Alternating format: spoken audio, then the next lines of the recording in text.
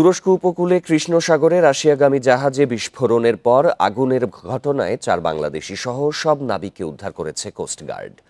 গাম্বিয়ার পতাকাবাহী MT কায়রোসে Bangladeshi 4 নাবিক সহ মোট 25 জন ছিলেন।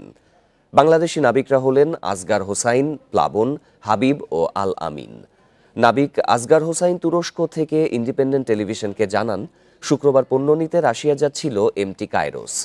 জাহাজটি তুরস্ক উপকূল থেকে 28 নটিক্যাল মাইল দূরে পৌঁছালে বিকেল 4:30টার দিকে বিস্ফোরণ ঘটে। এটিকে ইউক্রেনের মিসাইল হামলা বলে ধারণা করেন তিনি। বিস্ফোরণের পর জাহাজে আগুন ধরে যায়। সন্ধ্যা 7টার দিকে তুরস্ক কোস্টগার্ডের জাহাজ তাদেরকে উদ্ধার করে হাসপাতালে নিয়ে যায়। জাহাজে সবাই সুস্থ আছেন বলেও জানান তিনি।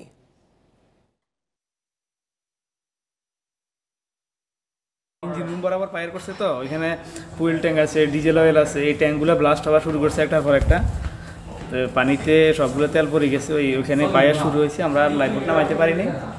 পরে ক্যাপ্টেন অলরেডি ব্রিজ থেকে কোস্টগার্ডকে ইনফর্ম করছে। লাইফ জ্যাকেট, ইমার্শন শ্যুট এগুলো পরে প্রস্তুতি নিয়েছি যে হয়তো জাম্পিং করতে হবে। দেখ আলহামদুলিল্লাহ অশেষ মেহরবানি যে আমাদের পাশে আর একটা মার্চেন্ট শিপ ছিল, ওনারা রিস্কিউ বোট নিয়ে আসছে আমাদেরকে রিস্কিউ করার জন্য।